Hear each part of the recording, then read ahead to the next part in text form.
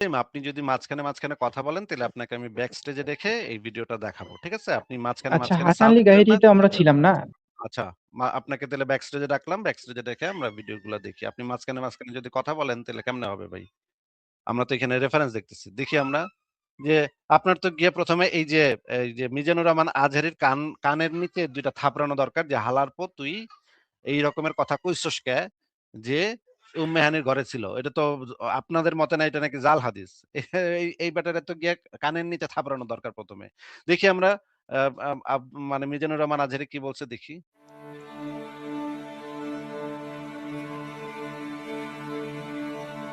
খাদিজা নাই, আবু তালেবও নাই, তায়েফে যে মার খেয়ে আসলেন, অন্তরটা একেবারে ভাঙা, আর মন বসে না, কিচ্ছু ভাল লাগে না। বিশ্বনবীর মনের ভেতরে হাহাকার। বিশ্বনবীর মনে হলো ডানে বায়ে দুনিয়ায় আমার মনে হয় কেউ নাই। বিশ্বনবী দুনিয়ায় বসে কষ্ট পায়, আরশের উপর থেকে এগুলো দেখে কে? আল্লাহ প্ল্যান করছেন কেমন করে আমার বন্ধুর মনটারে ভালো করা যায়।